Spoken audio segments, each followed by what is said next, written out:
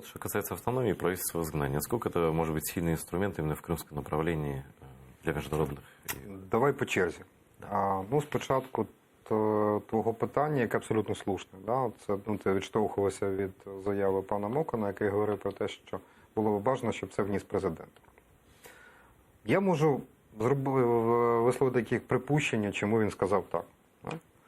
Це ґрунтується на двох тезах. Одна теза, з моєї точки зору, вона є трохи помилковою, але вона теж, знаєш, якщо хочеш, відноситься до певних впереджень. Чомусь у нас завжди вважалося, що законопроекти, які вносить президент, вони мають більшу вагу. Ну, так устроєна система президентсько-парламентської республіки. Вони можуть розглядатися як невідкладні, як відповідно до Конституції. Більше того, вважається, що якщо це вносить глава держави, з усім необхідним набором повноважень, функціоналом і мірою відповідальності, це, так би мовити, особливо, коли йдеться про Конституцію. Це, так би мовити, трохи формальна точка зору. Неформальна полягає в наступному. Мені некоректно через посаду мою, керівника фракції, обговорювати інші фракції, я цього не буду робити, але є абсолютно очевидним, що фракція «Слуги народу» не є однорідною. Це показують і голосування, і їхні заяви. Так. І зрозуміло, що наявність або відсутність необхідної кількості голосів за той чи інший законопроект визначається часто, густо, я не кажу завжди, часто, тим, хто є ініціатором внесення відповідного законопроекту і хто є його, так би мовити, двигуном.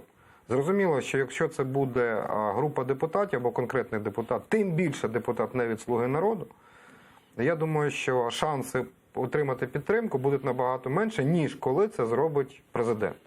Тоді це певна гарантія успіху. Тому тут певна логіка, а в словах Мокана є. Ну, звичайно, так. Я зараз не кажу, це добре чи погано. Так, да. Ну, переходимо до політичних реалій. Воно виглядає так. Тепер щодо змісту і суті. Наскільки я знаю, представники Меджлісу і Курултаю, вони робили спроби домовитися, натиснути, переконати, як завгодно називаєте, представників і Офісу Президента, і уряду для того, щоб отримати необхідну підтримку, власне, чинної влади, для того, щоб подібна ініціатива була запитана владою і відповідний законопроект, відповідні внесення змін до Конституції з'явилися в Верховній Раді. Мені невідомо наразі, чим ця спроба завершилася. Я просто знаю, що такі спроби робилися. Публічні відповіді немає. І сподіваюся, що це переконали. Якщо не переконали, то, можливо, на жаль, доведеться. Але це не означає, що подібну спробу треба робити. Я просто пам'ятаю, я зараз не буду називати прізвище, рік тому, більше року тому, півтора десь роки тому, коли я був ще журналістом, я ставив питання офіційно і неофіційно. Одному дуже відомому і впливовому в українському парламенті політику, чому ви, маючи вже готовий текст конституційних змін, які стосуються кримсько-татарської національної автономії, не вносите його в зал. Тим більше, що ця людина фактично була представником фракції, яка входила до більшості. Фактично, Народного фронту, ти маєш на увазі? Ні. Кажу, у вас більшість. Які проблеми? Вони кажуть, ти розумієш, це треба робити тільки тоді, коли ми гарантовано знаємо, що у нас є 300 голосів. Бо буде дуже прикро, якщо ми внесемо, для тих, хто не знає, це достатньо складна процедура. 13-й розділ Конституції, він передбачає складну процедуру. Попереднє схвалення 226 голосів, висновок Конституційного суду і остаточне затвердження 300 голосів. Мовляв, на попереднє схвалення голоси у нас є, а от на 300 голосів нема. Ми плідно працюємо, наполегливо працюємо і будемо вносити тоді, коли ми гарантовано будемо знати, що у нас 300 голосів. Я не знаю, працювали вони чи ні. Я не знаю, чого тут було більше – реалій політики чи політичного лукавства.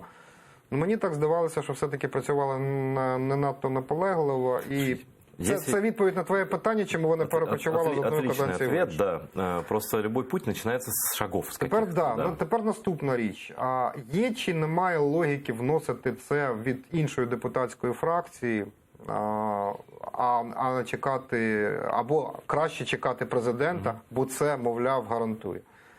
Якщо ти запитаєш мене, Я прихильник того, щоб подібні зміни, подібний законопроект щодо внесення змін до Конституції, який би стосувався кримсько-татарської національної автономії, вносити. Тому що ми можемо, як і в попередньому скликанні, дочекатися Звичайно, до завершення каденції і вже президента і публічно Верховної виносити в Ради. публічне поле і там коли обсуждати. це в політичній площині, тоді кожен побачить, хто є хто. Да, а пока ты не вынесешь его, ты не будешь І знать тому ничего. це моя точка зору. А заранее говоришь, что ничего не получится. Хтось каже, що це, мовляв, легковажно. Мені здається, що це навпаки відповідально. Це Я вважаю, інструментаризм. що це та, власне, Це і є є політика. інструментаризм. І політика, зокрема, передбачає ризик і відповідальність. боротьбу, В даному публічну боротьбу. випадку є і те, і те.